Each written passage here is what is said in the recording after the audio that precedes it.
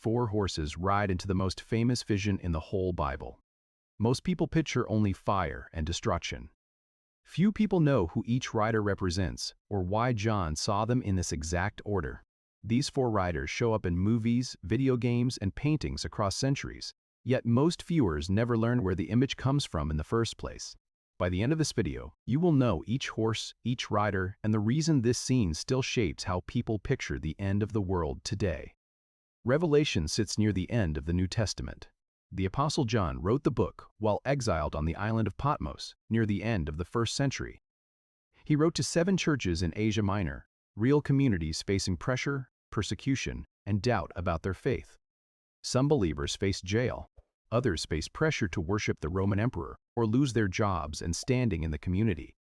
Revelation gave these struggling believers a bigger picture to hold on to. Revelation chapter 6 opens with Jesus, pictured as a lamb, breaking open a sealed scroll one seal at a time. Picture the scroll as a legal document, sealed shut with wax, the way an ancient will or a land deed got sealed. Only someone with full authority had permission to break each seal open. Nobody else in the whole vision even qualifies to touch the scroll. Each seal releases a new scene inside the vision. The first 4 seals release the 4 horsemen, one right after another. Here's a detail worth pausing on before we meet the riders. The order matters as much as the riders themselves. John does not describe 4 separate disasters happening at random. He describes one chain reaction, each rider setting up the next rider's arrival. Keep this chain in mind as we walk through each horse. The first seal breaks and a white horse appears. Revelation 6:2 puts the scene this way. And I saw, and behold, a white horse, and he that sat on him had a bow, and a crown was given unto him, and he went forth conquering, and to conquer. White in Scripture often signals purity or victory. This rider carries a bow, yet no arrow gets mentioned anywhere in the verse, an odd detail scholars still argue about. Some readers connect this detail to the Parthian Empire. This rival power grew famous for mounted archers who terrified Rome without ever winning a direct battle. Some readers see Christ himself here, riding ahead in triumph over sin and death. Other readers see a counterfeit conqueror, a symbol of empire, ambition, and the false peace conquest always promises a population. Notice the pattern already forming. A crown gets handed over before a single battle even starts. Power arrives first, and violence follows close behind. Either reading points to the same idea. Conquest opens the whole chain of events to come. The second seal breaks, and a red horse rides out. Revelation 6 says, And there went out another horse that was red, and power was given to him that sat thereon to take peace from the earth, and that they should kill one another, and there was given unto him a great sword. Red signals bloodshed across the whole scene. This horseman does not bring war from some outside enemy crossing a border. He removes peace from within a community, turning neighbor against neighbor almost overnight. Picture how fast calm turns into chaos once trust breaks down between people who used to depend on each other for survival. Families split. Neighbors turn into strangers overnight. This collapse is exactly what the second horseman represents. The third seal breaks, and a black horse rides out. This rider holds a pair of scales, the kind a merchant used to weigh out grain in the marketplace. A voice among the 4 living creatures announces prices for the crowd to hear. Revelation 6:6 records the line, A measure of wheat for a penny, and 3 measures of barley for a penny. And see thou hurt not the oil and the wine. A measure of wheat equaled roughly 1 day's food for one grown adult, and a penny equaled roughly 1 full day's wages for a common laborer. In other words, an entire day of hard work barely fed one single person. Scholars read this scene as economic hardship, close to famine-level pricing. Wages barely stretch far enough to keep one person fed for 1 day.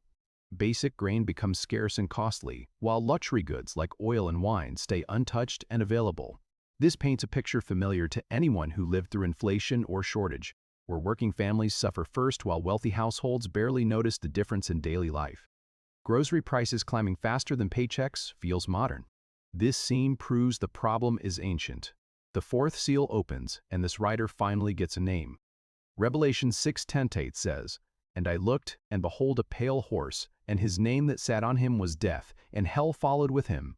And power was given unto them over the 4th part of the earth, to kill with sword and with hunger and with death and with the beasts of the earth.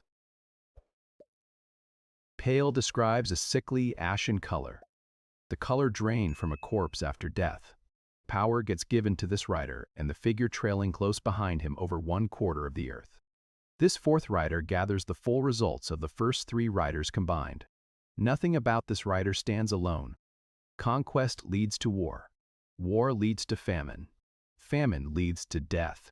Hades trails behind death like a shadow, collecting whatever death leaves scattered behind on the ground. So what does this whole scene mean for you, sitting here in the present day? Step back from the individual riders for a second and look at the shape of the whole vision. John does not write a weather report about some far-off future decade nobody alive today will see. He writes about patterns close enough to recognize immediately. He describes patterns repeating throughout human history, over and over, in nearly every single generation since Rome fell. Empires rise through conquest and ambition.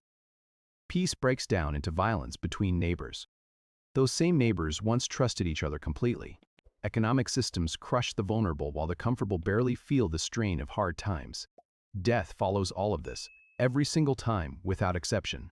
These 4 horsemen describe forces showing up again and again, from the fall of Rome to modern wars, famines, and financial collapses happening on the news right now, this year. Here's a concrete example worth remembering. World War I killed roughly 17 million people between 1914 and 1918. Right behind this war came the Spanish flu, a pandemic killing even more people worldwide than the fighting itself. Conquest and war opened the door, and death walked through close behind, almost exactly the pattern John describes in this chapter.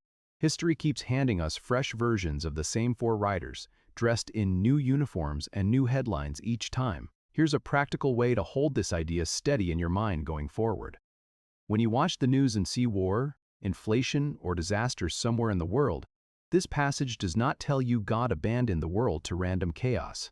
Revelation shows these events under a larger authority, released one seal at a time by a lamb who already won the ultimate victory over death itself. The suffering stays real and painful for the people living through these events, but chaos does not run unchecked forever without limit. This distinction matters for anyone trying to make sense of hard news without losing all hope in the process. Let's clear up 4 questions people ask constantly about this passage. Questions showing up in nearly every comment section on this topic. First, do these 4 horsemen predict one specific future event, like a single war or one particular leader alive today? Most careful readers say no. This pattern played out repeatedly across many centuries, so treating the passage as a checklist for current headlines misses the larger point John wants his readers to grasp. Second, does the first rider represent Christ or a false conqueror pretending to be Christ? Honest scholars disagree, and commentaries stay split on this exact question even today, centuries later.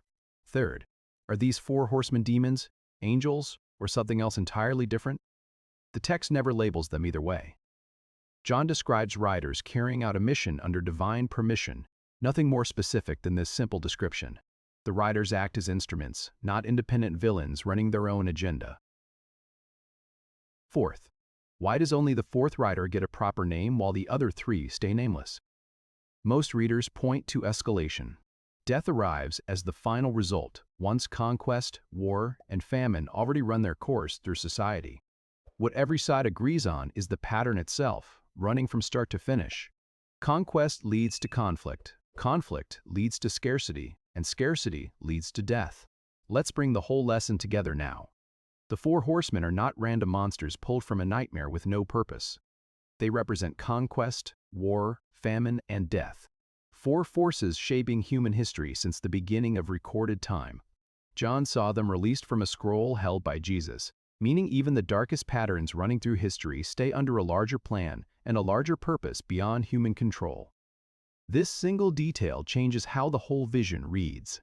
You started this video wondering who these riders truly are and why they ride in this specific order together. Now you know their identity, their sequence, and the reason they ride as one connected scene rather than 4 separate stories.